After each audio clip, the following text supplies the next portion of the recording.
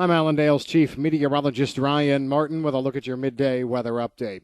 No real significant changes in thought process from earlier this morning. A lot of us are paying very, very close attention, though, to the hard red winter wheat belt where temperatures continue to be well above normal. We're going to see those temperatures get pushed back closer to normal here later on this week, starting probably tomorrow. But at this point, the move in temperature probably doesn't mean near as much as some rain would to the area. And as we take a look at the latest forecast models, a chance of moisture that may try and come in late this week really, to me, doesn't look like it does much of anything for most of the wheat belt. You get down into central and eastern Oklahoma and into central Texas, yeah, there's some moisture there. But for the heart of the wheat belt, not really much. As we go through Thursday into Friday, we may be able to see a little bit more moisture try and pop up in eastern New Mexico and the Texas panhandle. I guess we'll put it this way. Texas, Oklahoma have a better chance at getting rain as we go through the later stages of this week than, say, Kansas does.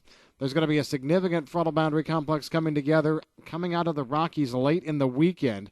Think late Sunday through Monday. This will put down some moisture in eastern Colorado and give the appearance of getting some decent moisture into western Kansas, or at least some moisture. At this point, I guess we shouldn't term it as decent, but some moisture. But the low then looks like it wants to dive a bit farther south, working through southeastern Colorado and again to the Texas, Oklahoma panhandles and western Oklahoma in general. This might be the kind of setup that allows the moisture to miss Kansas. And you know what? Before folks in the Texas panhandle and Oklahoma panhandle get too excited, I think this thing could dive and miss there as well. The models that are trying to put the most moisture in are also the ones that aren't the keenest on track. They've wobbled it around quite a bit over the past couple of days.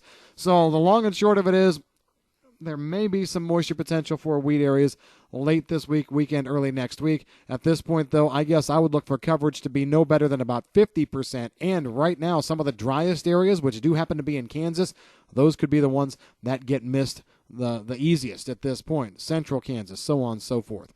As for the rest of the country, cool air comes into the Corn Belt here today. We've got a front advancing across the upper Midwest. It'll push down through the rest of the Corn Belt through the overnight tonight and into tomorrow. This will bring temperatures back down closer to reality.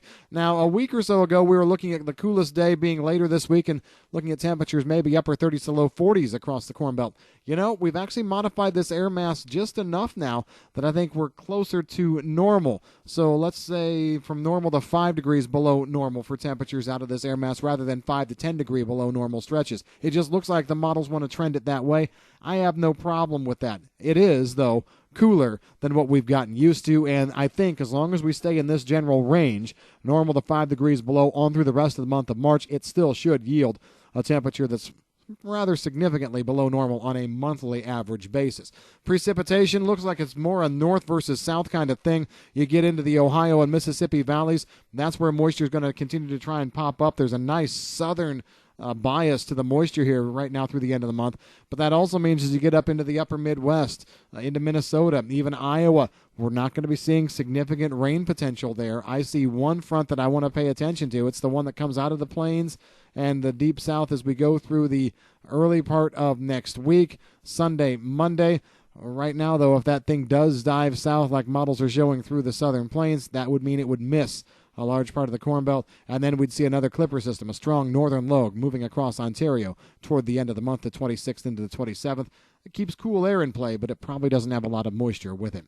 International weather doesn't show anything super exciting at this point in time. One of the things I'm watching first and foremost is going to be temperatures in Argentina here.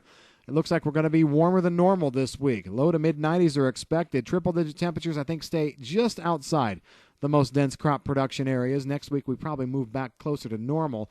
Looking at some moisture in Argentina, maybe an inch this week. Brazil's corn areas can see some moisture. Brazil bean areas see moisture as well. If there's any place that's problematic right now, I think you have to put it into two areas. First of all, working toward planting in Australia without much moisture there.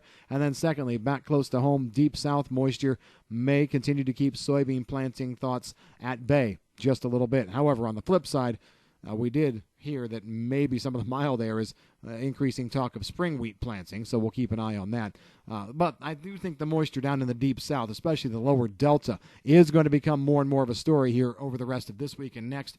I have them picking up another inch to maybe 2.5 inches before all is said and done. That's what we've got in your forecast update at midday. If you've got any questions on the weather, give us a call at Allendale. I'm Chief Meteorologist Ryan Martin.